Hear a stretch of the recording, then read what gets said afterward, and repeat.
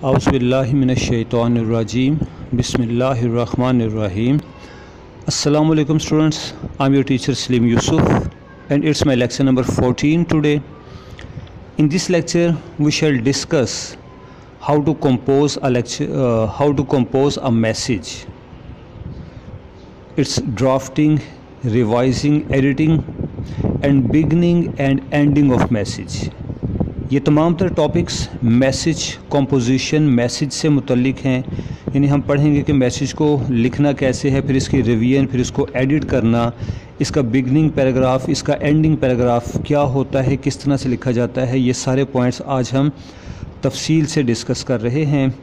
تو آئیے اللہ کے پاک نام سے اپنے آج کے لیکچر کا آغاز کرتے ہیں۔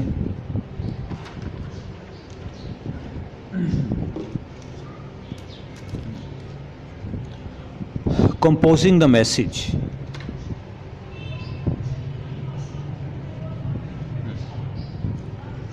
When you have completed 5 planning steps and have considered your beginning and ending، کہا گیا کہ جب آپ میسیج رائٹنگ سے متعلق 5 سٹیپس کمپلیٹ کر چکے ہیں، یہ کون سے 5 سٹیپس ہیں؟ یہ وہی 5 سٹیپس ہیں جو کہ ہم اپنے لیکچر نمبر 12 میں ڈسکس کر چکے ہیں، جس میں ہم نے پلاننگ میسیج پڑھا تھا۔ اس لیکچر میں ہم نے پڑھا تھا کہ identify your purpose, analyse your audience.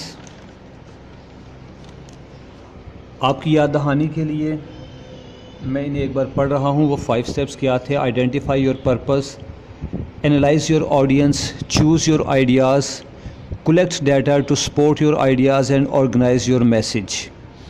یہ سٹیپس ہم نے لیکچر نمبر 12 میں پڑھے ہوئے ہیں، تو انہی کی طرف ریفرنس ہے آج کہ جب آپ ان 5 سٹیپس کو کنسیڈر کر چکے ہیں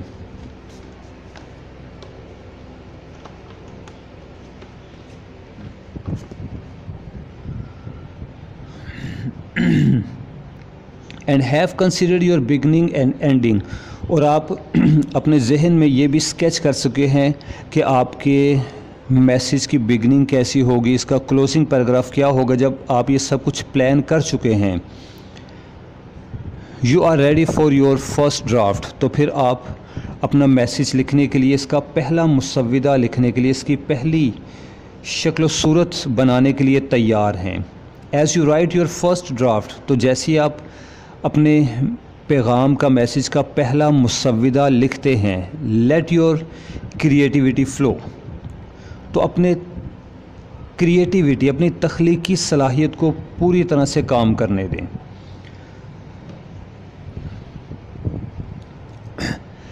اس کا مطلب یہ ہے کہ اپنے میسیج کی فرسٹ رائٹنگ کے دوران یہ نہیں سوچنا کہ کیا لکھنا ہے، کیسے لکھنا ہے، کون سے الفاظ استعمال کرنے ہیں، یہ سب کچھ بعد کی باتیں ہیں، سیکنڈ تھرڈ سٹیج پہ یہ چیزیں آتی ہیں۔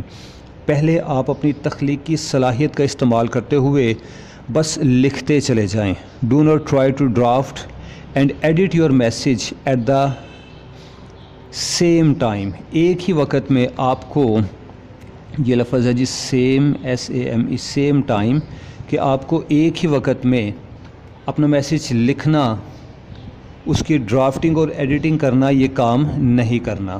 Do not worry about getting everything correct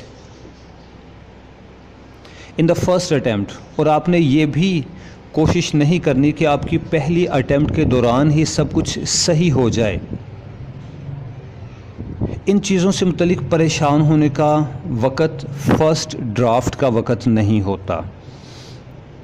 first draft میں تو بس آپ نے لکھنا ہے۔ Stop writing and think about appropriate words, یہ اب دوسری نصیحت ہے، دوسرا مشورہ ہے ہمارے لیے میسیج رائٹنگ سے متعلق۔ رائٹر کہتا ہے کہ اسٹاپ رائٹنگ، تھوڑی دیر کے لیے روک دیں لکھنا، and think about appropriate words if you can not find suitable words for the expression of a particular idea.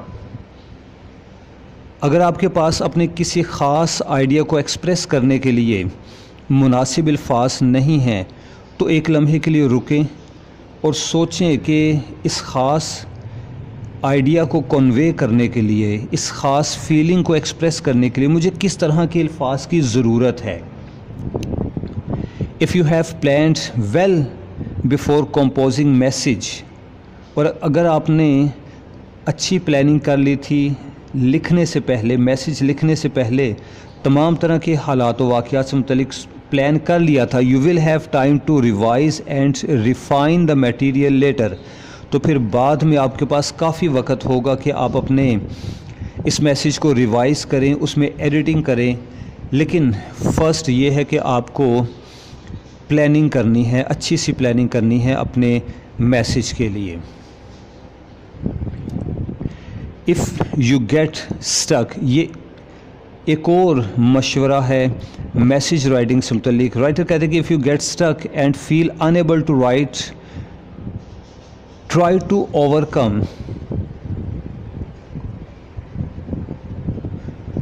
overcome this blockage by jogging your brain in a creative way۔ اگر ایسا ہو جاتا ہے، یعنی آپ لکھ نہیں پاتے، آپ کے ذہن میں آئیڈیاز کنفیوز ہو گئے ہیں، مکس اپ ہو گئے ہیں اور آپ کو سمجھ نہیں آ رہی کہ سنٹینس کو کیسے کمپلیٹ کریں، تو تھوڑی دیر کے لیے رک جائیں اور اپنے ذہن کو ذرا گرمائیں، اس کو ایکسرسائز کروائیں کسی اور کام کی طرف توجہ دے کر۔ یا پھر اس کے علاوہ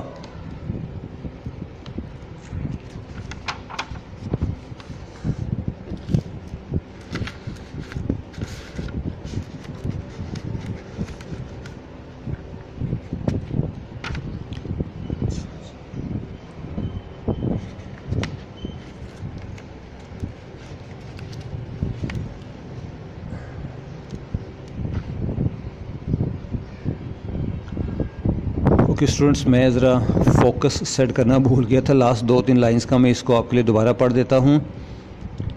if you have planned well before composing message، اگر آپ میسیج کمپوز کرنے سے پہلے پلان کر چکے ہیں، you will have time to revise and refine the material later، تو آپ کے پاس بڑا وقت ہوگا اپنے میٹیریل کو ریوائز کرنے کے لیے، اس کو بہتر کرنے کے لیے۔ if you get stuck and feel unable to write، try to overcome this blockage، اور اگر آپ لکھنے کے دوران رک جاتے ہیں بلکہ بلاک ہو جاتے ہیں، آئیڈیاز کس طرح سے پیپر پر ٹرانسفر کرنا ہے آپ کو سمجھ نہیں آتا رہا، تو تھوڑی دیر کے لیے رک جائیے۔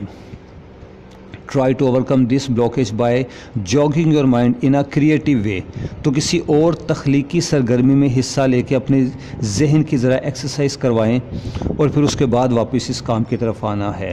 اور آخری مشورہ، give yourself a mental break by switching to a different task، اور اپنے ذہن کو تھوڑا سا وقفہ بھی دے لیں، تھوڑی سی بریک دے لیں کسی اور کام کی طرف توجہ کر کے۔ تو یہ چند ایک مشورے تھے ہمارے لیے about the first draft of our message، کہ جب ہم نے میسیج لکھنا ہے تو ہمارے میسیج کا فرسٹ ڈرافٹ کس طرح سے لکھا جائے۔ یہ پہلا پیج کمپوزنگ دا میسیج بڑا اہم ہے۔ میں اس کا خلاصہ بیان کر دیتا ہوں کہ جب آپ نے ایک میسیج لکھنے کے لیے بیٹھنا ہے تو پہلے تو ذہن میں ساری پلاننگ کر لیجئے، اس کے بعد جب آپ کی فرسٹ اٹیمپٹ ہے تو اس میں آپ نے اپنی کریٹیو صلاحیتوں کو، تخلیقی صلاحیتوں کو بھرپور استعمال کرنا ہے۔ ورڈز جیسے بھی آپ کے ذہن میں آئیں لکھتے چلے جائیے۔ اگر لکھنے کے دوران کوئی پرابلم، کوئی بلاکیج ہو جائے تو تھوڑی دیر کے لیے رکیں، اپنے ذہن کو ریلیکس کریں۔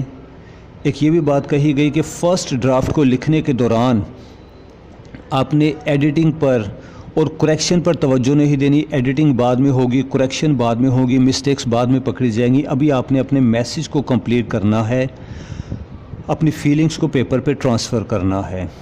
اور ایک مشورہ ہمیں یہ بھی دیا گیا کہ اگر آپ لکھتے لکھتے تھک جائیں یا آپ کے پاس آئیڈیاز کنفیوز ہو جائیں تو پھر کسی اور کام میں توجہ دیں، تھوڑی دیر کے لیے اپنے ذہن کو ریلیکس کریں۔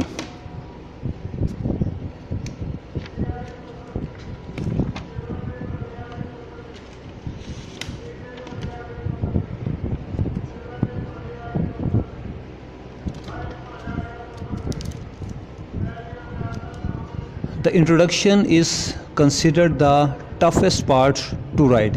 یہ فرسٹ ڈرافٹ کے لکھنے سے متعلق ہی ابھی پوائنٹس چل رہے ہیں، ابھی وہ پہلا ٹاپک ہمارا کمپوزنگ دا میسیج ختم نہیں ہوا۔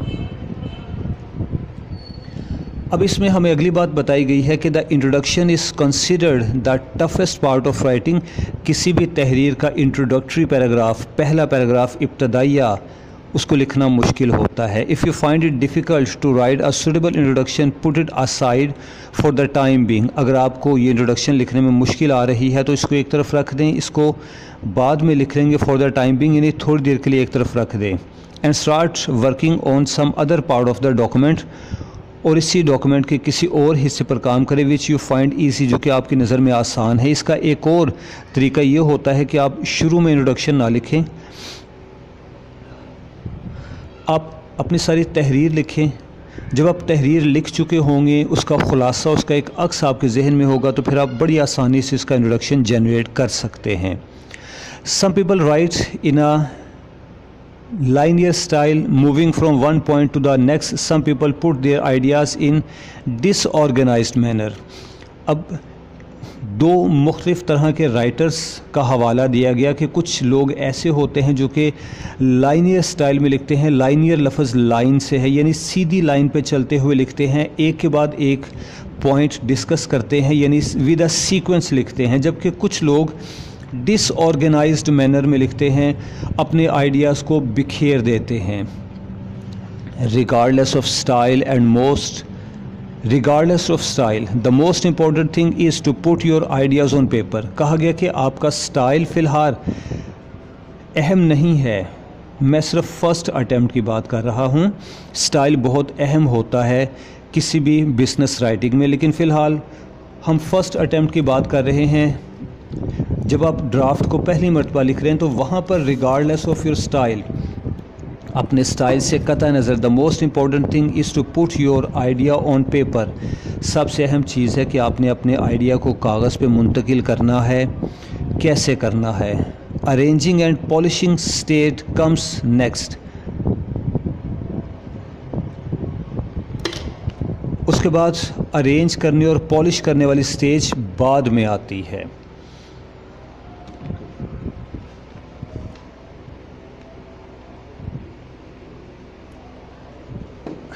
ये लफ्ज़ जी है, GST है जी। स्टेज कम्स नेक्स्ट, ये स्टेज बाद में आती है।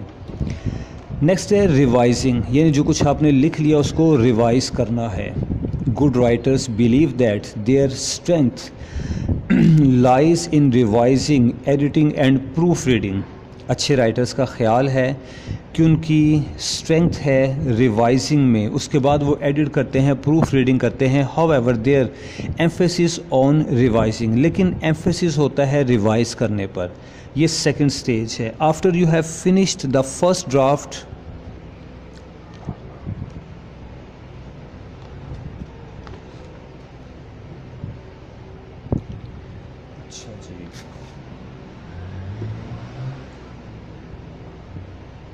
जी हम रिवाइजिंग को डिस्कस कर रहे थे।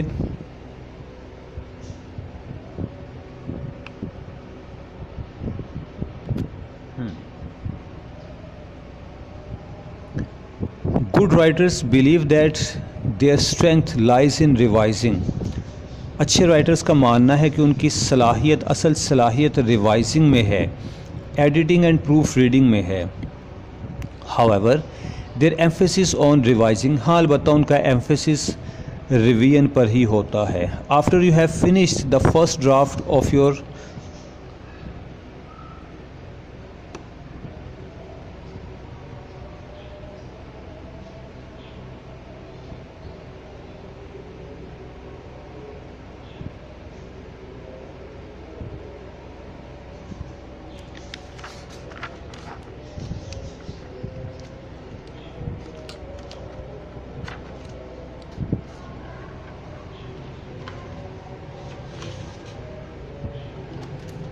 जी तो हम पढ़ते थे कि after you have finish the first draft of your message, evaluate it's contents, style and organisation. तो फिर आप इवेल्यूएशन करेंगे कि आपका स्टाइल कैसा है, आपके कंटेंट्स जो कि आपने पेपर पर ट्रांसफ़र किए हैं वो कैसे, उनकी ऑर्गेनाइजेशन क्या है, यानी उनकी तंजीम, उनकी तरतीब क्या है। Following are the suggestions for revising, और रिवीजन के लिए मंदरजा झैल मशवरे हमें दिए गए हैं। नंबर 1, हमने देखना है कि does your message meet it's purpose, कि क्या आपका मैसेज अपने मकसद को पूरा करेगा, क्या आपका मैसेज मकसद के मुताबिक होगा।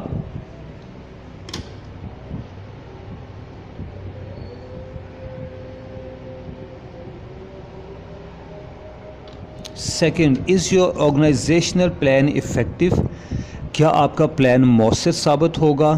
Third, are your points supported by facts, और जो बात आप लिख रहे हैं क्या उसके पीछे कोई हकीकत है, क्या आप उसका कोई सबूत पेश कर सकते हैं। Does your language follow 7 C's, और क्या आपकी लैंग्वेज, आपकी वर्डिंग 7 C's के ऐन मुताबिक है। Have you used variety in sentence structure, और क्या आपने अपने सेंटेंस स्ट्रक्चर में, अपने फ़िक्रात के कंस्ट्रक्शन में कोई वैरायटी इस्तेमाल की है कि रूखे फीके अंदाज में आप सेंटेंसेस लिखते चले गए हैं। इन 5 पॉइंट्स को फोकस किया जाता है कब, जब आप रिवाइज कर रहे हैं अपने ड्राफ्ट को। Revision enables you to exclude unnecessary details, और ये रिवीजन आपको इस काबिल करती है कि आपके मैसेज में अगर कोई गैर ज़रूरी तफसीलात आ गई हैं तो उसको आप निकाल दें फ्रॉम योर मैसेज, डिलीट कर दें। And to add details if required, और अगर ज़रूरत है तो कुछ डिटेल्स को इसमें शामिल कर दें। Good writers revise there piece of writings again and again, कहा गया कि जो अच्छे राइटर्स होते हैं वो अपनी राइटिंग को बार बार दोहराते हैं। अब नेक्स्ट लाइन में 3 राइटर्स का हवाला दिया गया है जो कि इंग्लिश के बड़े आला पाए के राइटर थे पिछली सदी के, और वो बड़ी एहतियात किया करते थे अपनी राइटिंग्स से मुतल्लिक कि उनकी राइटिंग में किसी तरह की कोई टेक्निकल मिस्टेक ना रह जाए और उनके सेंटेंस स्ट्रक्चर में कोई कमी ना रह जाए। तो उनमें से पहले नंबर पे टॉलस्टॉय का जिक्र होता है जी।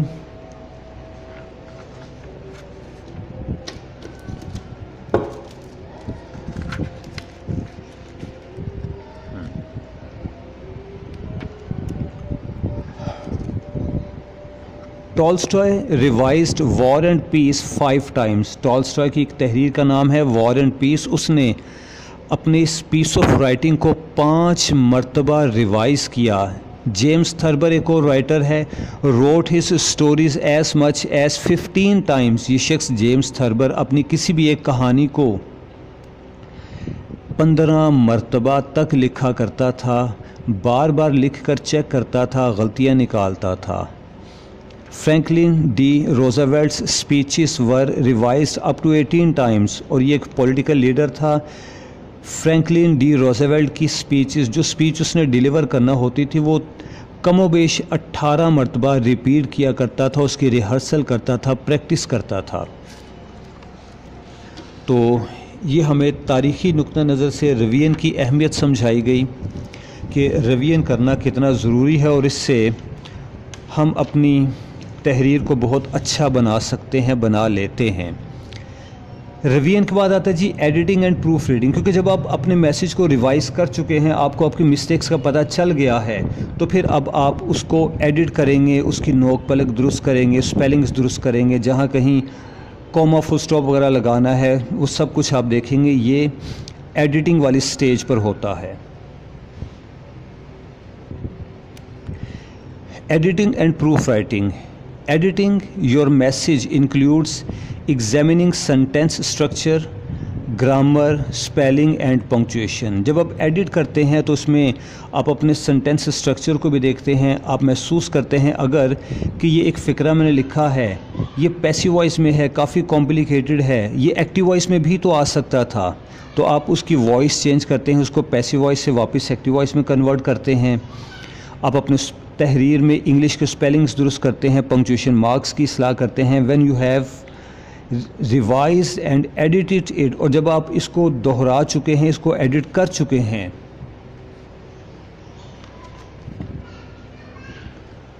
You are ready for its final proof reading, तो फिर आप इसकी फाइनल प्रूफ रीडिंग के लिए अपने आप को तैयार समझते हैं। Sometimes you have to proofread your message several times to be sure that you have not left any error unchecked. اور بعض اوقات ایسا بھی ہوتا ہے کہ آپ کو اپنی ہی تحریر بار بار پروف ریڈ کرنا پڑتی ہے، کیونکہ جتنی بار آپ ریڈنگ کرتے ہیں اتنی بار کوئی ایک مسٹیک آپ کے سامنے آ جاتی ہے، اور مسٹیک نہ بھی سامنے آئے تو ایک نیا آئیڈیا آپ کے ذہن میں آ جاتا ہے. آپ سوچتے ہیں کہ اس فقرے کی جگہ اگر میں فلاں سنٹینس لکھ دوں، اس لفظ کو بدل کے فلاں لفظ لکھ دوں تو میری بات میں وزن پیدا ہوگا، میری فیلنگز اور زیادہ انٹینس شدید ہو جائیں گی. یہ فائدہ ہوتا ہے ایڈیٹنگ میں. Even minor mistakes such as typographical errors can reduce the effectiveness of your message. اور کہا گیا کہ چھوٹی سے چھوٹی مسٹیک، یہاں تک کہ ٹائپنگ مسٹیک بھی آپ کی پیس آف رائٹنگ کی ویلیو کو کم کر سکتی ہے، یہاں تک کہ ختم بھی کر سکتی ہے اگر کوئی ٹائپنگ مسٹیک ہی رہ جائے اور وہ نہ پکڑی جائے.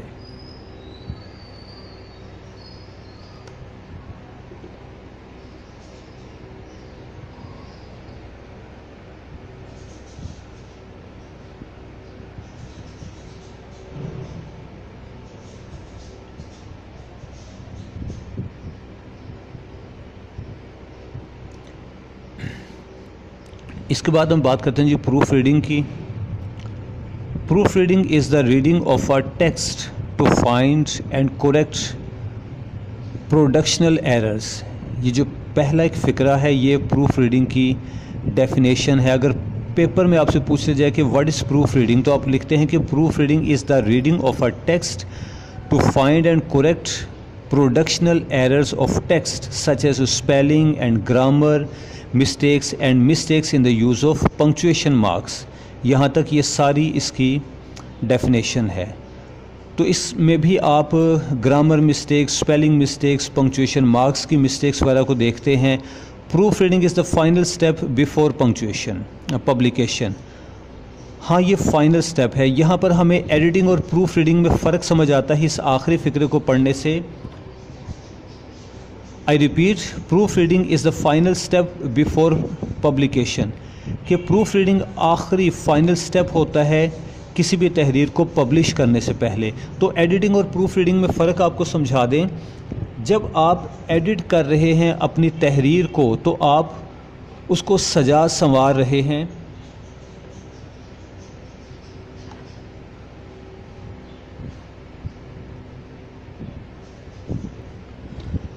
جب آپ اپنی تحریر کو ایڈٹ کرتے ہیں تو آپ اپنی تحریر کو ابھی سجا سنوار رہے ہیں، اس کی نوک پلک درست کر رہے ہیں.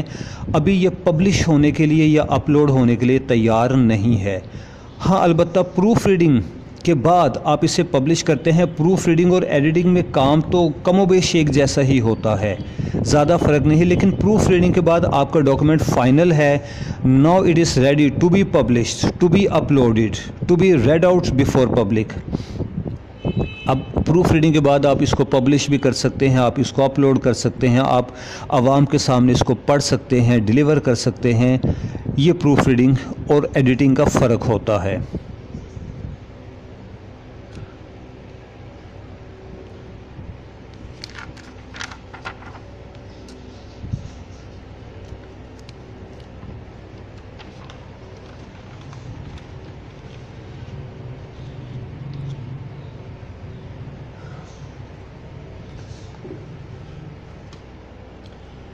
اب اسی میسیج رائٹنگ سے متعلق ہمارا اگلا ٹاپک ہے آرگنائز یور میسیج. اب ہم نے میسیج کی آرگنائزیشن، اس کی تنظیم سے متعلق پڑھنا ہے.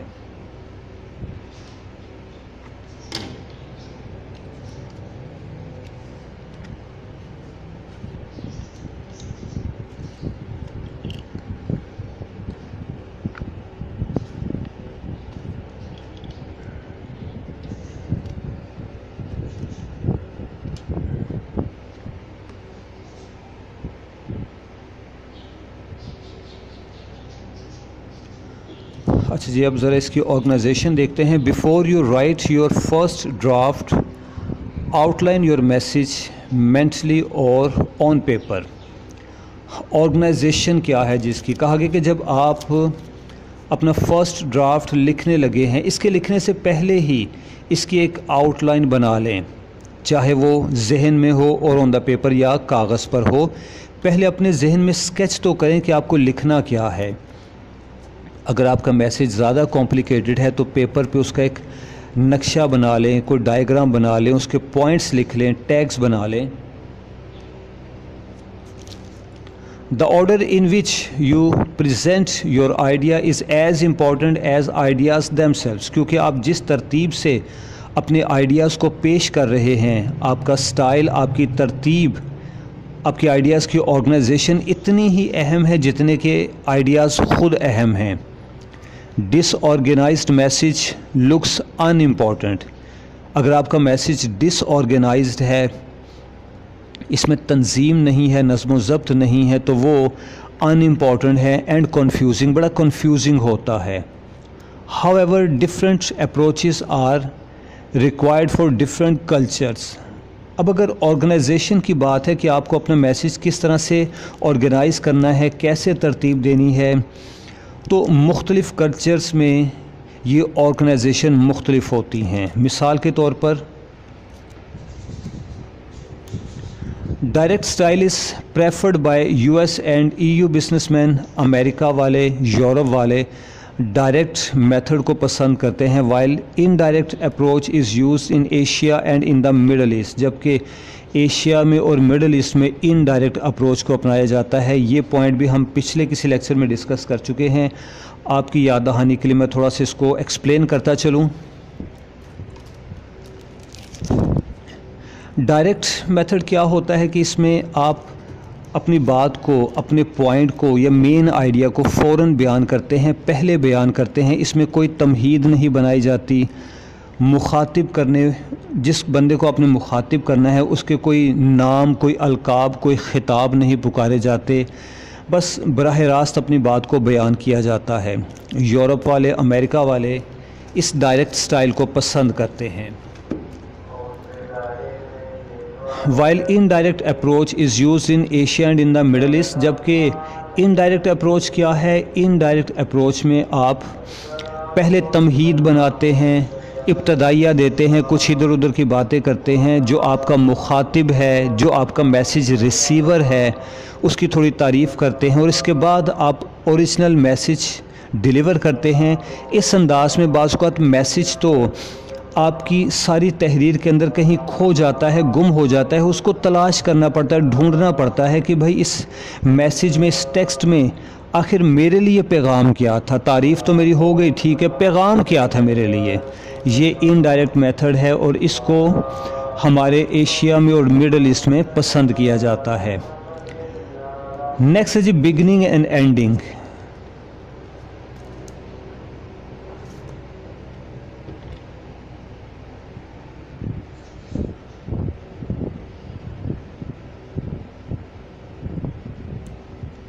The two most important positions in a business message are the starting and closing paragraph। कहा गया कि किसी भी बिजनेस मैसेज में, तहरीर में स्टार्टिंग पैराग्राफ और एंडिंग पैराग्राफ बहुत अहम होता है, क्योंकि स्टार्टिंग पैराग्राफ ये डिसाइड करता है कि ये मैसेज पूरा पढ़ा जाएगा कि नहीं।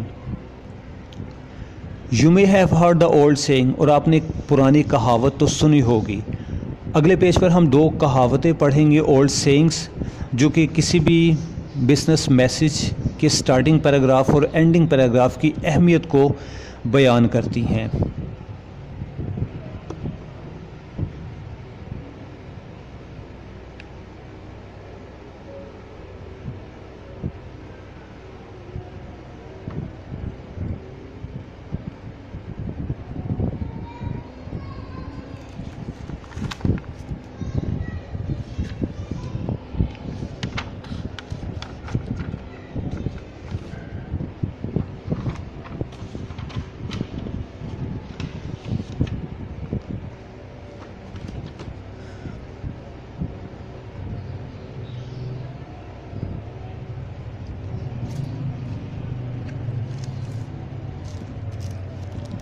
जी, फर्स्ट कोटेशन, पहली कहावत, कहा जाता है कि first impression is the last impression, कि جو تاثر پہلا ہوتا ہے وہی لاسٹ ہوتا ہے.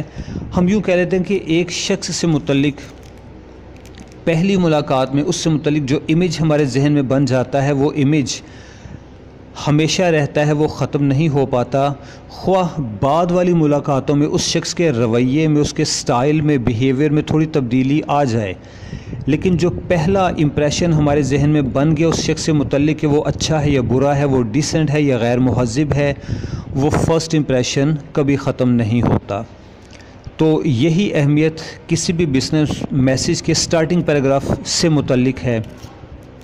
اس کے بعد we remember best what we read last, یہ کوٹیشن لاسٹ پیراگراف یا اینڈنگ پیراگراف سے متعلق ہے. رائٹر کہتے ہیں کہ جو بات ہم آخر میں پڑھتے ہیں وہ ہمیں یاد رہ جاتی ہے. A good writer of business messages places main idea at the beginning and at the end of message. لہٰذا ان دو کوٹیشنز کی روشنی میں ایک اچھا رائٹر اپنے آئیڈیاز کو, مین آئیڈیاز کو یعنی تھیم کو سٹارٹنگ پیراگراف میں بیان کرتا ہے, اینڈنگ میں بھی ان کا ایک ٹچ رکھتا ہے. اسٹوڈنٹس, اذان کے احترام میں تھوڑی سی بریک, اذان کے بعد ہم اس کو جاری رکھتے ہیں.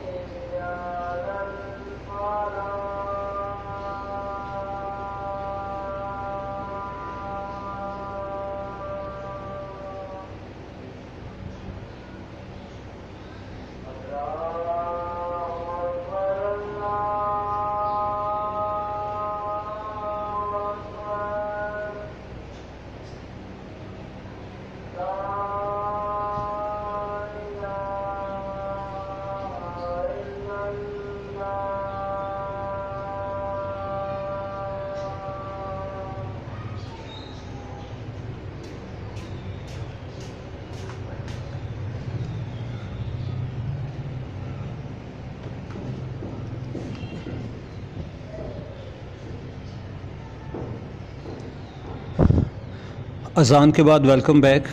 اپنے اس لیکچر کو جاری رکھتے ہیں اور اس کو فنش کرتے ہیں. Beginning, often the first paragraph of written message determines whether the reader will read the full message, put it aside for later or will discard it altogether. کہا گیا کہ پہلے پیراگراف کو پڑھنے کے بعد ہی اندازہ ہو جاتا ہے کہ اس کو پڑھنے والا اس کو پڑھے گا, بعد میں پڑھنے کے لیے ٹال دے گا یا پھر اس کو پوری طرح سے ریجیکٹ کر دے گا. The following example offers suggestion for good opening. تو یہ جو مندرجہ ایگزامپلس ہے اس سے ہمیں پتہ چلتا ہے کہ ایک اچھی اوپننگ کس طرح کی ہوتی ہے. good news first. Begin the message with main idea or with the good news if you want the reader to pay attention to your message. تو اگر آپ چاہتے ہیں کہ آپ کا ریڈر آپ کی میسیج پر توجہ دے تو پہلے گڈ نیوز بیان کریں یا مین آئیڈیا بیان کریں.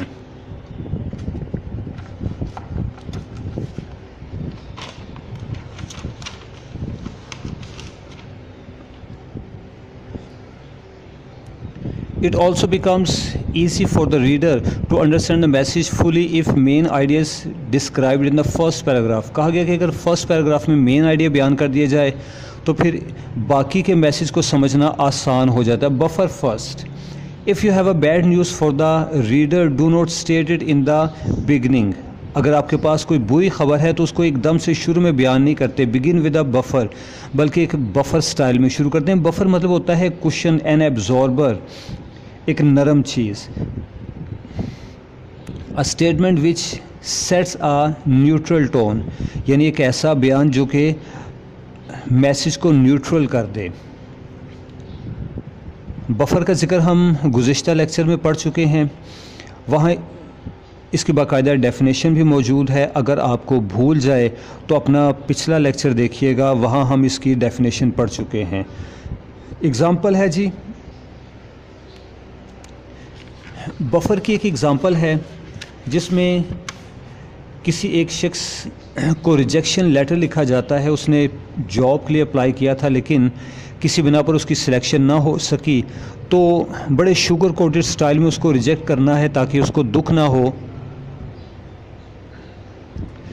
لکھا گیا because of a large number of applicants for the post of manager we have to turn اوے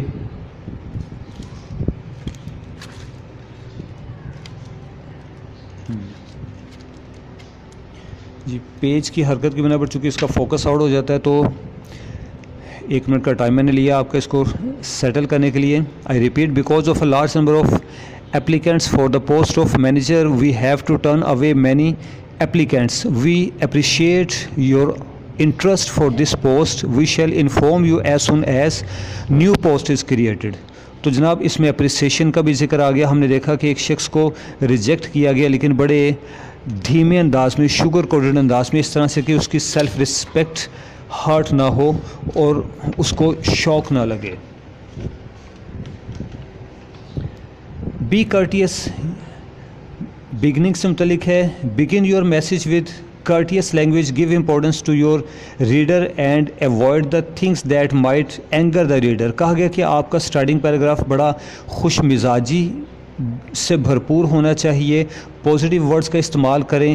اپنے ریڈر کو امپورٹنس دے. Give reader to your importance مطلب ہم نے یو ایٹیٹیوڈ اپنانا ہے. یو ایٹیٹیوڈ جس کو ہم پہلے لیکچرز میں ڈسکس کر چکے ہیں.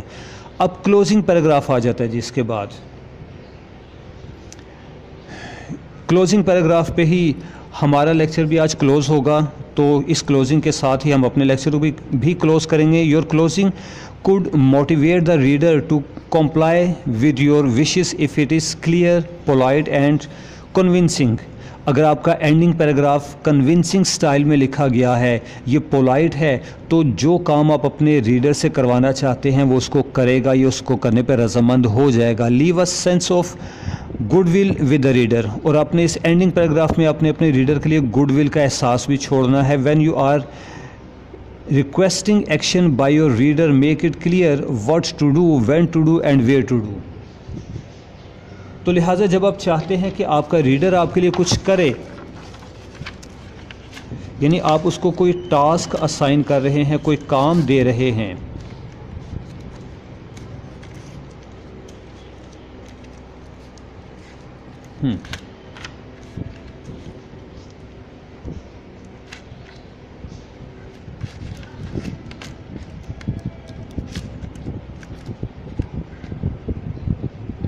Now it's right. اب ٹھیک ہے.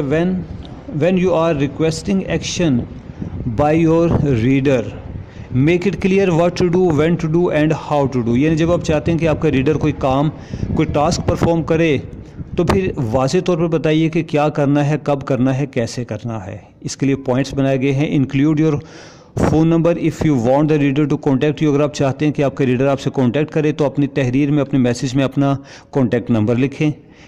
Include your address if you want the reader to meet you personally, अगर आप चाहते हैं कि आपका रीडर पर्सनली आपसे आकर मिले, कोई अपॉइंटमेंट ले आपसे, तो फिर ज़रूरी है कि आप अपने मैसेज में, अपने लेटर में अपना एड्रेस भी शामिल करें, अपना फ़ोन नंबर भी शामिल करें।